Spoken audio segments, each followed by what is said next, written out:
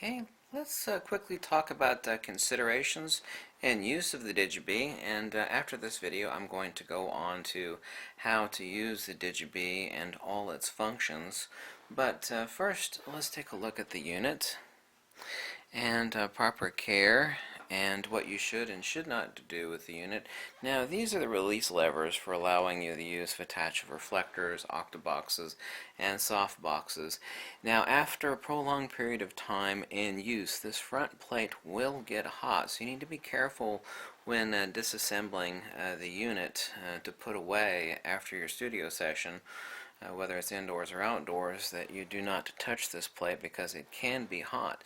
Now, the Digibee is as toughly made as the professional Einstein unit. This is as much a professional unit as the Paul C. Buff Einstein, as so far as the load it will take on this mounting plate. These fingers are of equal strength and reliability as other alien bees, as well as the Paul C. Buff Einstein, as well as the load that the actual unit will take at its base for octaboxes, softboxes, reflectors, and other modifiers. One thing you do not want to do is this unit does have an internal cooling fan, and there are ventilation slots on either side of the Digibee that you do not want to cover up. Now, if it happens at some point in time, when you've removed the safety cover from the Digibee, that if you touch the xenon tube, which of course will leave a minor residue, you need to fully unplug the unit, and then you could use a simple Q-tip that is very lightly damp with water, very lightly, and remove any oil residue, because that can adversely affect the flash tube. That is the case with any studio strobe, so that's something to take consideration of. Now, you should never disassemble this unit because there are powerful capacitors inside that can be dangerous, obviously so. There are no user replaceable components on the Digibee except for the xenon flash tube. Now, the LED 400 watt illumination, that must only be serviced by Paul C. Buff, but given the fact that the modeling lamp has a 25,000 to 50,000 hour lifespan cycle, that's not really much of a concern. It is also the case with the xenon flash tube here that you do have approximately 250,000 flashes available, if properly taken care of decently, before the flash tube will go out. But it is user replaceable. The entire flash tube unit is removed and can be user replaced, so that is one item that can be done with the power off, obviously so.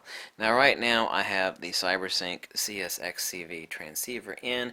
This unit must always be removed before packing it away for travel, and then of course once you have your unit set up in your light stand, to seat it and then fully seat it the rest of the way in your Digibee, but do not transport it with the module in place.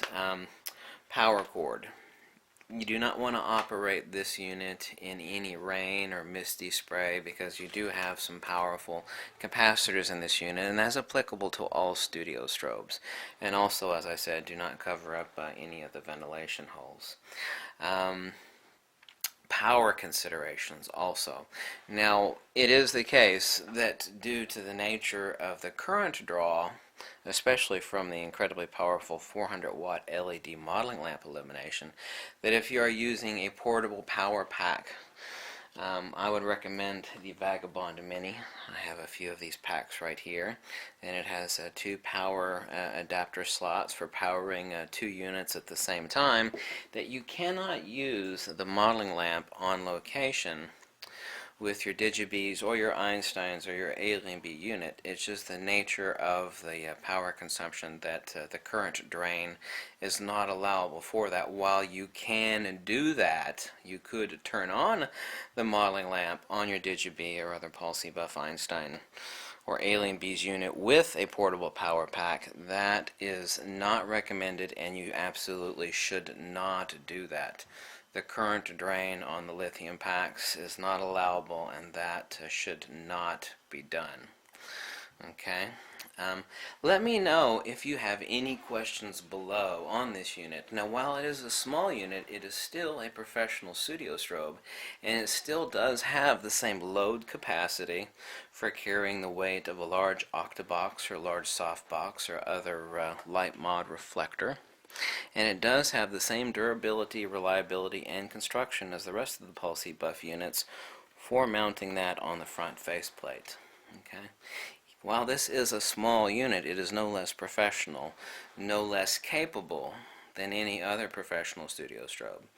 And due to the nature of this unit too, and its 400 watt LED illumination, it could be used in many of the people at Pulse Buff, as I have been told, and I certainly would figure that you could use this unit without any strobe function at all, with conventional WYSIWYG, what you see is what you get illumination, simply by using the modeling lamp illumination for your photography work, either indoors or outdoors, either as a key light or as a fill light or a rim lighting. I mean, so that's a very capable unit, either as a studio strobe and also with the 400 watt illumination.